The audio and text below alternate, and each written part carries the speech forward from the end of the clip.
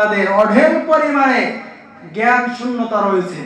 আপনারা কোরআন নিয়ে পড়ুন, মাদ্রাসায় ভর্তি হন, কোরআন নিয়ে আগে জ্ঞান চর্চা করুন, তারপরে কোরআন নিয়ে কথা বলুন। এর আগে আপনারা কখনো কথা বলতে আসবেন না। সম্মানিত প্রিয় ভাইরা, এই তো কোরআনের কথা বললাম, এবার আসেন কোরআনের মূল মেসেজ কি।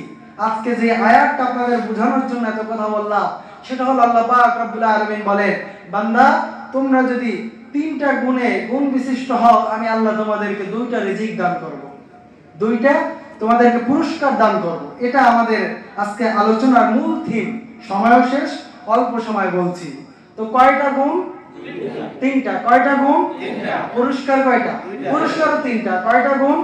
তিনটা। পুরস্কার কয়টা? তিনটা। সেটা কি?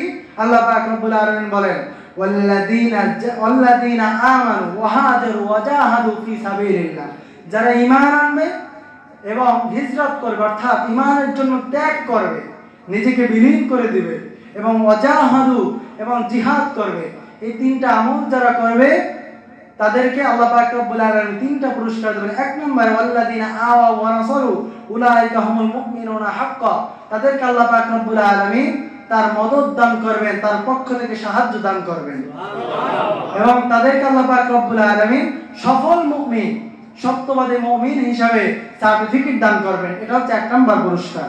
এরপরে লাহুম মাগফিরা, আল্লাহ পাক রব্বুল আলামিন তাদের জন্য সাধারণ ক্ষমা ঘোষণা করবেন, ওয়া রিজকুন কারীম, এবং তাদের জন্য আল্লাহ পাক রব্বুল আলামিন হালাল খাবার, হালাল রিজিকের ব্যবস্থা করবেন।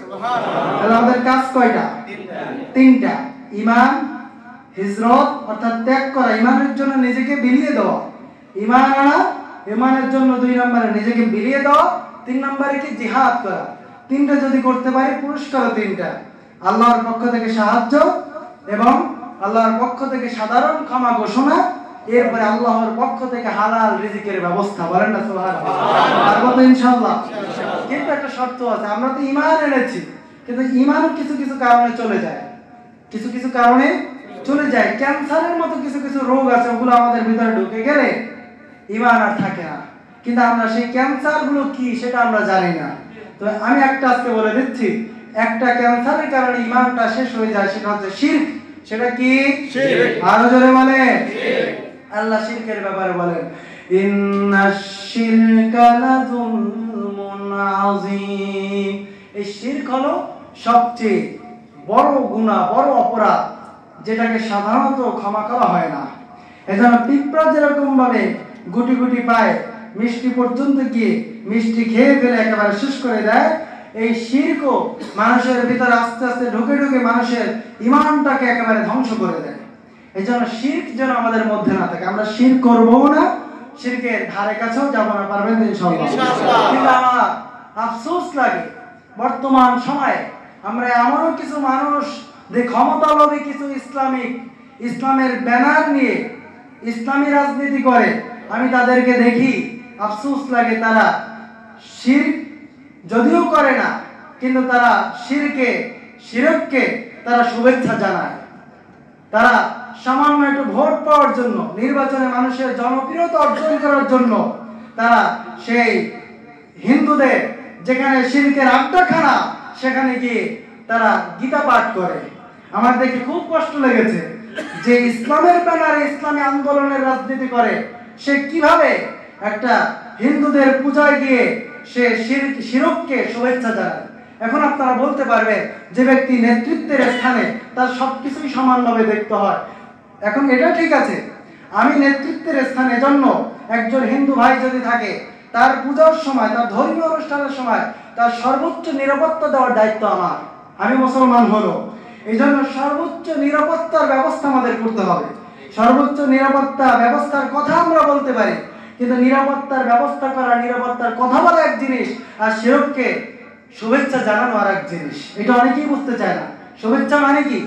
শুভেচ্ছা মানে হলো তোমাদের এই পূজা শুভ হোক, অর্থাৎ তাদের এই পূজা, এই শিরকের শুভ কামনা করা, মঙ্গল কামনা করা। এজন্য যারা এটা করে, আমি তাদেরকে বলবো, আসলে আমার মনে হয় তারা হয়তো না বুঝার কারণে ইসলামী ব্যানার লাগিয়ে ইসলামী আন্দোলনও করে, আবার যে শিরককে নবীজি নির্মূল করার জন্য পৃথিবীতে আগমন করেছেন, সেই শিরককে তারা শুভেচ্ছা জানায়। এজন্য আমার মনে হয় আসলে তারা ইসলামী আন্দোলন করে, ইসলামের ব্যানার নিয়ে রাজনীতি করে। আমার মনে হয় তারা ইসলামকে ক্ষমতায় নেওয়ার জন্য রাজনীতি করে না। তাদের এই কর্মকাণ্ড দেখে আমার মনে হচ্ছে তারা মানুষের আবেগকে ব্যবহার করে, ইসলামকে ব্যবহার করে সিঁড়ি হিসাবে তারা নিজেরা ক্ষমতায় যেতে চায়। আমার মনে হয় এটা। হয়তো আপনারা আমার কথায় অনেকে রাগও করতে পারেন, অনেকের আমার কথাটা পছন্দ হতেও না পারে, কিন্তু দেখেন আমি মুসলমান হিসেবে আমি সর্বোচ্চ তাদের নিরাপত্তা দিতে পারি, তাই বলে আমি তাদের শুভেচ্ছা দিতে পারি না। শুভেচ্ছা দেওয়া মানে তাদের এই কর্মকাণ্ডের মঙ্গল কামনা করা। আল্লাহ যেন আমাদেরকে বুঝার তৌফিক দান করেন, বলেন আমিন। আল্লাহ যেন আমাদেরকে এই তিনটা গুণ বিশিষ্ট হওয়ার তৌফিক দান করেন, ঈমান এবং ত্যাগ এবং জিহাদ। এই তিনটা গুণ যেন আমাদের মধ্যে নিয়ে আসার জন্য আল্লাহ আমাদেরকে তৌফিক দান করেন, বলেন আমিন। ওয়া আখিরু দাওয়ানা আলহামদুলিল্লাহি রাব্বিল আলামিন। যাদের সুন্নাত বাকি আছে সুন্নাত পড়ে